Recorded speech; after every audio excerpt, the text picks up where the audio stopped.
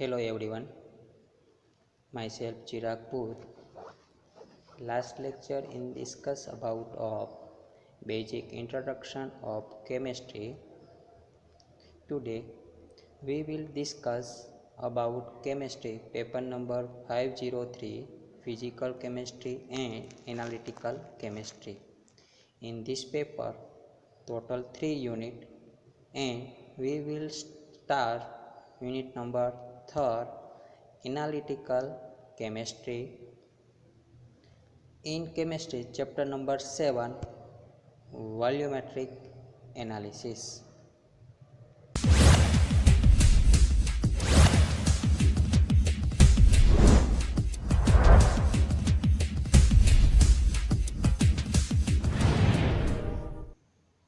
Volumetric એનાલિસિસની અંદર હવે આપણે વાત કરીએ તો વોલ્યુમેટ્રિક એનાલિસિસની અંદર કે જે આપણે બેઝિક ઇન્ટ્રોડક્શનથી શરૂઆત કરીએ કે લાસ્ટ લેક્ચરની અંદર આપણે જે વાત કરી હતી ડેફિનેશન કે analytical chemistry is define as the science and art of determining the compositional of materials in terms of element or compound content કે જે આપણે એનાલિટિકલ કેમિસ્ટ્રીની અંદર બરાબર જે કમ્પોઝિશન એટલે કે આપણે ડેફિનેશનની અંદર જોયું તો કમ્પોઝિશન એટલે કે એની રચના કે જે આપણે જોવા મળે છે એલિમેન્ટની બરાબર એ આપણે એની અંદરથી જાણી શકાય છે.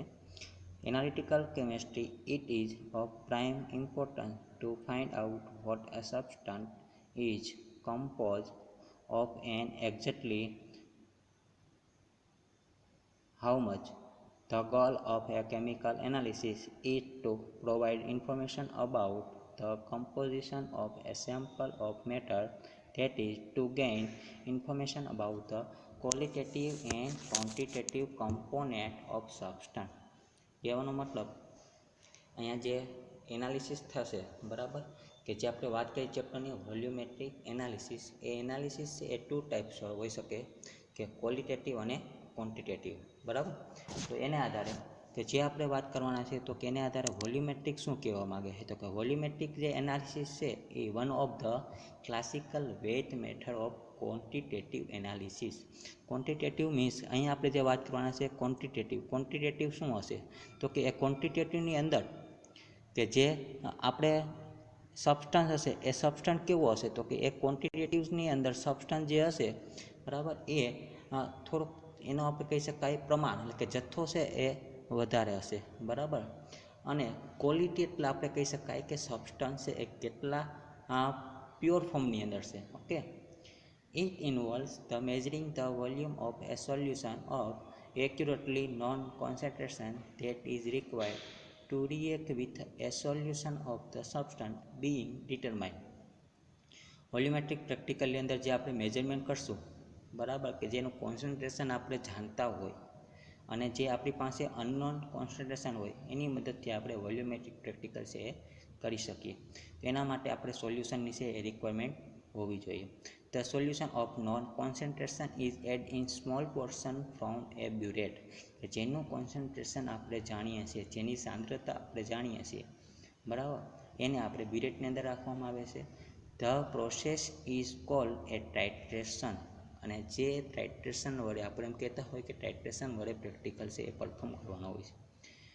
And the equivalence point is called A end point. અહીંયા જે આપણે એન્ડ પોઈન્ટ આપેલો છે કે જે સબસ્ટન્ટની અંદર કે જે ડિટરમાઇન આપણે કરીએ બરાબર કે સ્મોલ પોર્શનની અંદર જે બ્યુરેટમાં પડેલું છે એ કોન્સન્ટ્રેશનની મદદથી આપણે શું જાણી શકાય તો કે એનો એન્ડ પોઈન્ટ જાણી શકાય. તો આ જે એન્ડ પોઈન્ટ છે એને આપણે શું કહી શકાય એનો મતલબ એમ કે જે આપણી પાસે નોન સોલ્યુશન છે અને અનનોન સોલ્યુશન છે એ બંને પોઈન્ટ કેવા હશે તો કે ઇક્વિવેલન્ટ ફોર્મની અંદર હશે. End point are observe with the aid of indicator or by a instrumental method. આ તો આપણે વોલ્યુમેટ્રિક બ્યુરેટ પીપેટની મદદથી પણ આપણે જાણી શકાય છે અથવા તો ઇન્સ્ટ્રુમેન્ટ મેથડની મદદથી પણ જાણી શકાય. સચ એઝ કન્ડક્શન ઓર લાઇટ એબ્ઝોર્પ્શન. એનો મતલબ કે જે કન્ડક્શન અથવા તો લાઇટની મદદથી જે એબ્સોર્બ કરે એના મદદથી તમે વોલ્યુમ છે એ ફાઇન્ડ કરી શકો છો અથવા તો ક્વોન્ટિટી અને ક્વોલિટી છે તમે એનાલિસિસ એની કરી શકો. Volumetric analysis can also be applied to gases. The gas is typically held over mercury in a graduate tube and volume change are measured on reaction of after absorption of component of a mixture. Okay, તો volumetric પ્રેક્ટિકલની અંદર આપણે વાત કરીએ titration એટલે કે આપણે એમ કહી શકાય કે ટાઇટ્રેશન કોને કહી શકાય. તો સિમ્પલી આપણે પ્રેક્ટિકલ કરી ચૂક્યા છીએ કે જે બીરેટ પીપેટ વડે. Okay, this is the process of which the quantity of A substance, એટલે કે જેનું આપણે એનાલિસ્ટ કરવાનું છે કે જે સોલ્યુશન આપણે જાણતા નથી અને જે આપણે એક સોલ્યુશન જાણીએ છીએ અને આપણે કેમાં લઈએ છીએ, નોન સોલ્યુશન એ બીરેટની અંદર લઈએ છીએ. અહીંયા આપણે જે સોલ્યુશન જાણીએ છીએ એ બીરેટની અંદર અને જે જાણતા નથી એ કોનિકલ ફ્લાસ્કની અંદર લઈને આપણે ટાઇટ્રેશન લગાવીએ છીએ. બરાબર, તો જેના વડે આપણે ફાઇન્ડ કરી શકાય કે જે સોલ્યુશન છે એ determined from the amount of standard reagent in consumers for a complete reaction. Consumers એટલે કે વપરાશ થશે કે જે તમે બીરેટની અંદર સોલ્યુશન ભર્યું હશે ધીમે ધીમે તમારે ટાઇટ્રેશન લાગતું હશે અને કોનિકલ ફ્લાસ્કની અંદર ટ્રાન્સફર થશે. Okay, a titration is conducted by a carefully adding the reagent of known concentration to the reagent to be analyzed until the reaction is complete. જ્યારે રિએક્શન છે એ કમ્પ્લીટ ક્યારે થઈ શકાય, તો કે જ્યારે ટાઇટ્રેશન છે એ કંડક્ટ આપણે કરીએ એટલે કે જ્યારે એની અંદર કોઈ પણ સોલ્યુશન એડિશન કરવામાં આવે ત્યારે એ ફાઇનલી તમને રીડિંગ છે એ તમને શું આપશે, તો કે કલર ચેન્જ આપશે. આપણે અહીંયા ફિગરની અંદર જોઈ શકાય કે પહેલો જે આપણે કોનિકલ ફ્લાસ્ક આપેલો છે, બરાબર, પીપેટની મદદથી એસિડ નામનું કંઈક સોલ્યુશન છે એ કોનિકલ ફ્લાસ્કની અંદર ટ્રાન્સફર કરે. એનો મતલબ એમ કે આપણી પાસે એસિડ સોલ્યુશન છે એ અનનોન સોલ્યુશન કહી શકાય. બરાબર, સેકન્ડ ફ્લાસ્કની અંદર પીપેટની મદદથી ઇન્ડિકેટર છે એડિશન કરે છે. થર્ડ જે વોલ્યુમેટ્રિક ફ્લાસ્ક છે આપણી પાસે, તો કે તમને બ્યુરેટ અને જે કોનિકલ ફ્લાસ્ક છે, બરાબર, એની મદદથી તમારે છે એ એડિશન કરે છે. ચોથા ફ્લાસ્કની અંદર આપણે વાત કરીએ તો ધીમે ધીમે એડિશન થાય છે. એનો મતલબ એમ કે તમારે જે ત્રીજા ફ્લાસ્કની અંદર જે પીપેટ હતી, બ્યુરેટ હતી, બરાબર, કે એની અંદર કે જે ઇનિશિયલ રીડિંગ અને ફોર્થની અંદર તમારે જે થોડુંક રીડિંગ છે એ કન્ઝ્યુમ થાય છે, મીન્સ કે વપરાશ થાય છે, અને લાસ્ટની અંદર કંઈક તમારે કલર ચેન્જ થાય છે. એનો મતલબ એમ કે ન્યુટ્રલાઇઝેશન સોલ્યુશન થાય છે. બરાબર, તો volume of standard reagent add is not and from this the concentration of test solution is calculate. આના મદદથી આપણે છે એનું કેલ્ક્યુલેશન કરી શકાય કે જે મેં સોલ્યુશન યુઝ કર્યું છે, બરાબર, અથવા તો મારી પાસે જે અનનોન સોલ્યુશન છે અનનોન સોલ્યુશનનું રીડિંગ મારે શું આવી શકે. તો આ ટાઇટ્રેશન પ્રોસેસ આપણે કહી શકાય. સોલ્યુશન અંદર જે બીરેટની અંદર ભરેલું છે એને આપણે ટાઇટ્રન્ટ કહેવાની અંદર આવે છે, ટાઇટ્રન્ટ. ઓકે, નેક્સ્ટ આપણે જે વાત કરીએ તો કે બેક ટાઇટ્રેશન કોને કહી શકાય, તો કે ઘણી વખત આપણે કોનિકલ ફ્લાસ્કની અંદર છે સોલ્યુશન એડિશન વધારે પ્રમાણની અંદર થઈ જાય, access amount of reagent. Okay, જ્યારે એ સોલ્યુશન આપણે એક્સેસ અમાઉન્ટની અંદર થઈ જાય ત્યારે શું થાય, ત્યારે એ સોલ્યુશન છે આપણે એનો કલર છે એ ડિટરમાઇન ના કરી શકાય. બરાબર, ત્યારે finding out the excess unreacted reagent by a titration with second reaction with known concentration. જેનું આપણે કોન્સન્ટ્રેશન જાણતા હોય એના મદદથી આપણે ફરીથી પાછું એ ટાઇટ્રેશન લગાવવામાં આવે છે અને આપણે કેટલા પ્રમાણની અંદર એ સોલ્યુશનનો વધારે ઉપયોગ કર્યો એ આપણે એના ઉપરથી જાણી શકાય છે. એન્ડ પોઈન્ટ શું છે, તો કે જ્યારે આપણે ટાઇટ્રન્ટની મદદથી એટલે કે બ્યુરેટમાં જે કોઈ પણ સોલ્યુશન કર્યું છે એને આપણે ટાઇટ્રન્ટ કીધું. ઓકે, એ ટાઇટ્રન્ટની મદદથી જ્યારે એ લાસ્ટ પોઈન્ટ હશે એટલે કે જ્યારે એ સોલ્યુશન છે ન્યુટ્રલાઇઝ થઈ જશે એને આપણે એન્ડ પોઈન્ટ કહીશું. તો this represent the point of completion of reaction. Completion of reaction એટલે કે જ્યારે તમારું રિએક્શન છે એ કમ્પ્લીટ થઈ જશે એને આપણે શું કહેશું, end point. When a solution is titrate with another solution. Okay, તો બીજું જે સોલ્યુશન આપણે આપેલું હશે એની મદદથી આપણે ટાઇટ્રેશન લગાવશું. હવે આપણે વોલ્યુમેટ્રિકના પ્રેક્ટિકલની અંદર કે એક છે એ સોલ્યુશન આપણે અધર સોલ્યુશનની સાપેક્ષમાં આપણે મેજરમેન્ટ કરતા હોય તો આપણે એને કહીએ છીએ કે જે બ્લેન્ક રીડિંગ. ઓકે, પછી ઇનિશિયલ રીડિંગ અને ફાઇનલ રીડિંગ, આની મદદથી આપણે છે એન્ડ પોઈન્ટ એનો જાણી શકાય. The end point is generally located at equivalent point or as close as possible to equivalent point of titration. જ્યારે બંને પોઈન્ટ સેમ જોવા મળે આપણે, બરાબર, ત્યારે આપણે એને ઇક્વિવેલન્ટ પોઈન્ટના ફોર્મની અંદર કહી શકાય. તો એ સોલ્યુશન છે એ આપણે ક્યારે જાણી શકાય? તો કે એ સોલ્યુશન આપણે ત્યારે જાણી શકાય કે જ્યારે આપણે એનું છે ઇક્વિવેલન્ટ પોઈન્ટ જાણતા હોય ત્યારે, બરાબર. તો ઇક્વિવેલન્ટ પોઈન્ટ કોને કહી શકાય? તો કે ઇક્વિવેલન્ટ પોઈન્ટ, તો કે this point is a stage in titration at which the amount of reagent added is exactly and stoichiometrically equivalent to the amount of reactant substance in the titrate solution. એટલે જ્યારે આપણે analysis કરતા હોય ત્યારે જે કોઈ પણ ટાઇટ્રેશન વખતે કે જે રિએજન્ટ આપણે એની અંદર એડ કરતા હોય, બરાબર, અને એ જ્યારે ઇક્વિવેલન્ટ ફોર્મની અંદર આપણે જોવા મળતું હોય ત્યારે આપણે એને ઇક્વિવેલન્ટ પોઈન્ટ તરીકે ઓળખી શકાય. સ્ટાન્ડર્ડ સોલ્યુશન કોને કહેવું? મેઇન ઇમ્પોર્ટન્સ આપણે કહી શકાય સ્ટાન્ડર્ડ સોલ્યુશન. કારણ કે એ સોલ્યુશન જો તમારું સ્ટાન્ડર્ડ હશે તો સામેનું રીડિંગ, એટલે કે જે આપણે અનનોન સોલ્યુશન છે એ અનનોન સોલ્યુશન આપણે ફાઇન્ડ કરી શકાય, બરાબર. જો સોલ્યુશન તમારું સ્ટાન્ડર્ડ નહીં હોય તો આપણે સામેનું જે રીડિંગ છે, એટલે કે જે આપણે અનનોન સોલ્યુશન છે એ આપણે જાણી શકાય નહીં. તો એના માટે the reagent of exactly non concentration use in A titration is called as standard solution. જે તમે બ્યુરેટની અંદર, બરાબર, સોલ્યુશન લીધેલું છે એનું કોન્સન્ટ્રેશન તમે જાણતા હોવા જોઈએ. એ કેટલા પ્યોર ફોર્મની અંદર છે એ પ્યોર ફોર્મ પણ આપણે જાણતા હોય તો એને આપણે સ્ટાન્ડર્ડ સોલ્યુશન કહી શકાય, બરાબર. The success of A titration depend upon the accuracy with which the concentration of the standard solution is known. અહીંયા તમને જે accuracy is A main point in volumetric analysis. તમારી એક્યુરેસી કેટલી છે કે જેની અંદર તમે ટાઇટ્રેશન લગાવો ત્યારે એની એક્યુરેસી કેટલી છે, એક્યુરેસીને જો આપણે જાણીએ તો આપણે એને સોલ્યુશન છે ટાઇટ્રેન્ટ લગાવી શકાય, બરાબર. તો વોલ્યુમેટ્રિકની અંદર એક્યુરેસી જાળવવી ખૂબ જરૂરી છે. Therefore, standard solution should be prepared with accuracy. તમે કોઈ પણ જે સ્ટાન્ડર્ડ સોલ્યુશન બનાવો એ પણ એકદમ કેવું હોવું જોઈએ? તો કે એક્યુરેસીના ફોર્મની અંદર હોવું જોઈએ. એની અંદર કોઈ પણ પ્રકારની બીજી ઇમ્પ્યુરિટી પણ ના હોવી જોઈએ.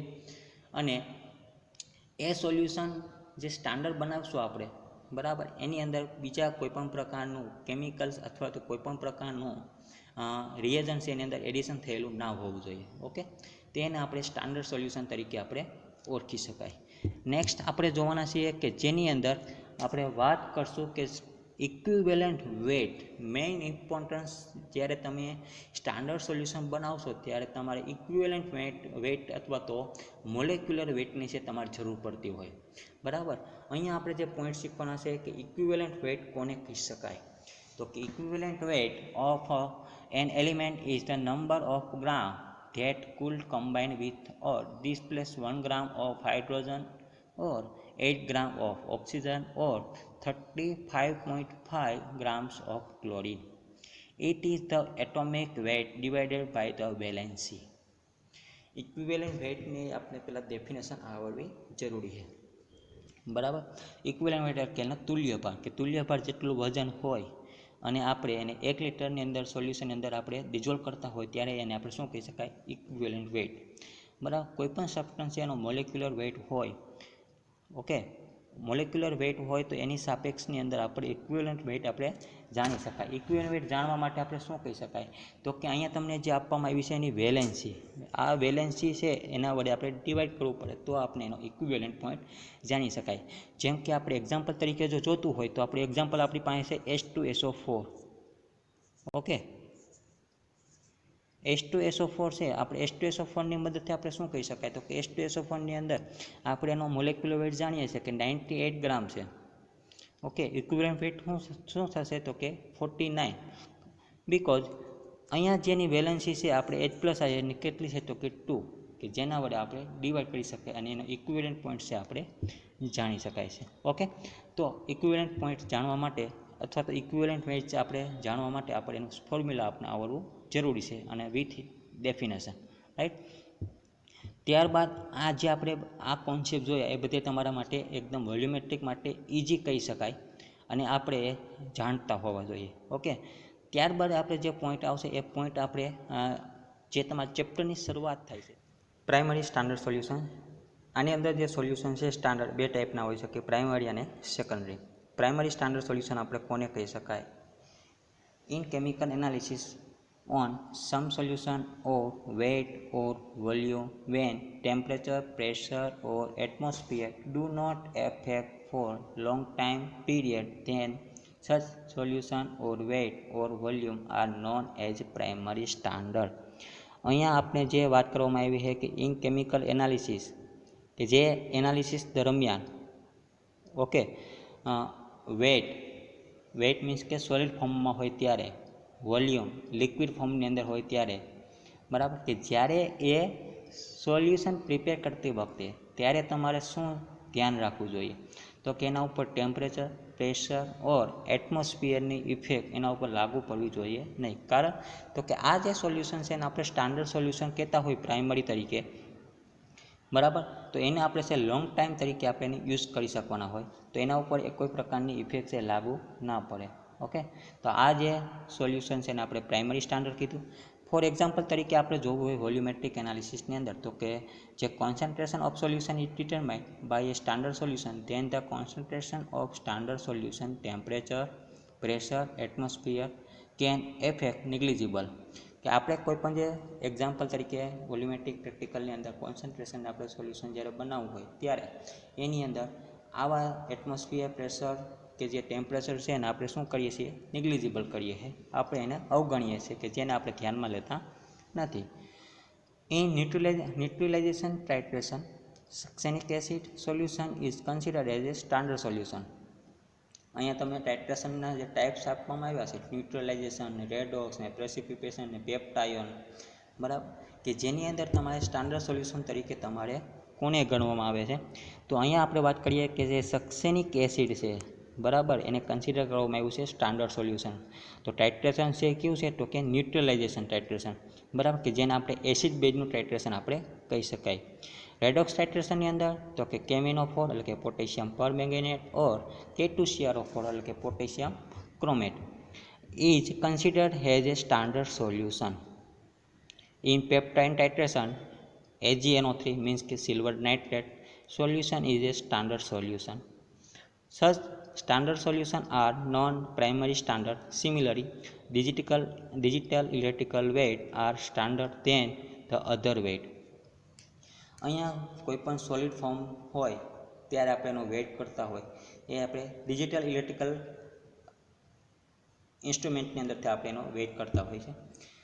બિકોઝ કે જ્યારે અધર કોઈ પણ વેઇટ છે એની અંદર આપણે પોઈન્ટની અંદર છે એક્યુરેટ આપણે વેઇટ ના કરી શકાય. ઓકે, ત્યારે આપણે ડિજિટલ ઇલેક્ટ્રિકલ વેઇટ છે એની મદદથી આપણે પ્યોર ફોર્મની અંદર વેઇટ આપણે કરી શકાય, ચોક્કસ આપણે એનું વેઇટ છે એ મેજરમેન્ટ કરી શકાતો હોય. The glassware are calibrated by the standard burette, pipette or measuring flask. ગ્લાસવેર પણ તમારે છે કેલિબ્રેટ થયેલા હોવા જોઈએ.